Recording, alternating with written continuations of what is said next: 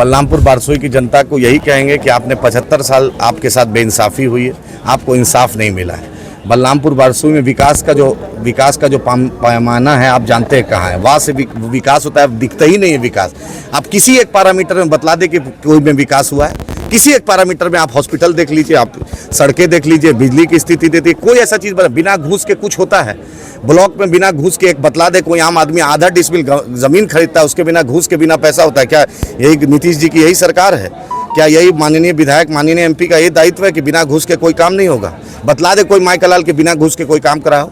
तो भ्रष्टाचार सबसे बड़ा मुद्दा है, घूसखोरी सबसे बड़ा मुद्दा है। बैंक में घूसखोरी, ब्लॉक में घूसखोरी, राशन विभाग में घूसखोरी। ऐसा कोई विभाग है जो बचा है?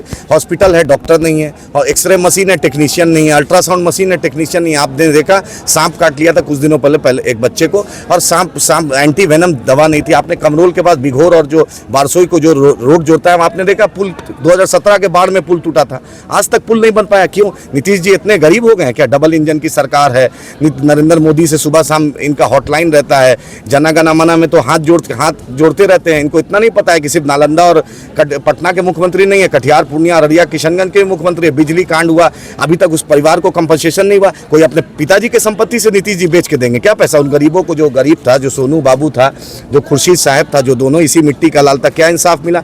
2 लोग की शहादत के बाद भी वही 12 घंटा बिजली, उसके बाद क्या 1000 लोग की शहादत चाहते हैं? नालंदा में 24 घंटा बिजली और यहाँ पे सिर्फ 14 घंटा बिजली।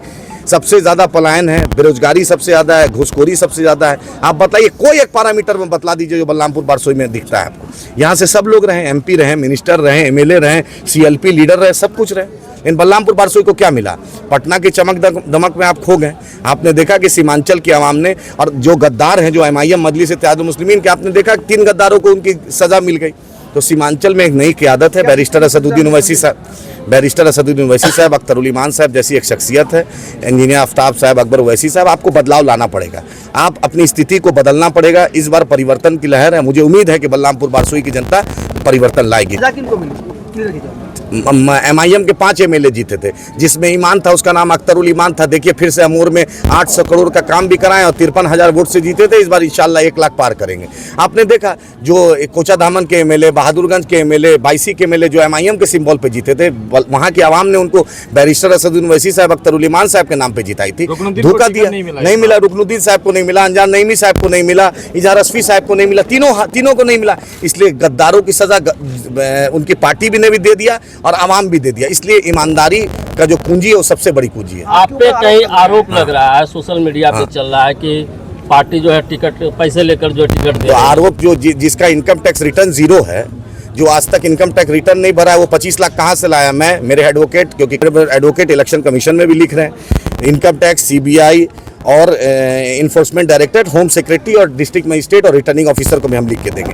दूध का दूध, पानी का पानी हो जाए। आरोप लगाना किसी पर भी आसान है, आरोप ही ना लगाएं, सिद्ध करके दिखा दो ना। उनके जो हैं, उनका इनकम टैक्स 0 है, वो 25 लाख की बात करते हैं, 30 लाख की बात करते हैं, मुंह से होता है, चमड़े की जुबान है, कुछ भी बोल दीजिए। अभी उनको पता चलेगा हम क्रिमिनल डिफेमेशन करेंगे, हम मानहानि नहीं करेंगे, हम क्रिमिनल डिफेमेशन करने जा रहे हैं। और जो भी लोग सोशल मीडिया में झूठ को प्रचार कर रहा है, इलेक्शन कमीशन भी मॉनिटर कर रहा है, मेरी IT टीम भी मॉनिटर करी है। डंके की चोट पर इसका जवाब देंगे। हम डरने वाले नहीं है, हम डरने और घबराने वाली जमात एमआईएम नहीं है। हम एक एक चीज़ जवाब देना चाहते हैं। इतना जान लीजिए, आज 75 साल में जो आपके साथ नाइंसाफ़ी हुई है, उसका अगर सबसे ज़बरदस्त चोट होगा तो एमआईएम की जीत होगी।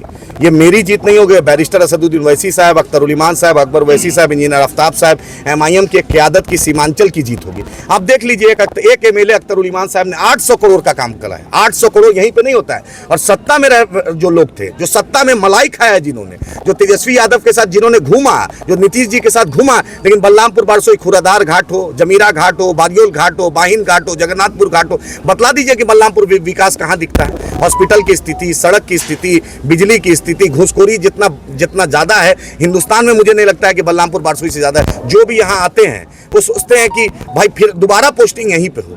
जो भी आते हैं तो बतलाइए, मुझे समझ में नहीं आता है। विजिलेंस डिपार्टमेंट को भी मोतियाबिन हो जाता है बलरामपुर के नाम से, उनको भी विजिलेंस डिपार्टमेंट जो है उसको भी मोतियाबिन हो जाता है। ईडी और इनकम टैक्स को भी उसके ऑफिसर को मोतियाबिन हो जाता है। और मजबूरी है, 400 किलोमीटर पटना से दूरी है, तो आने में दिक्कत होता है।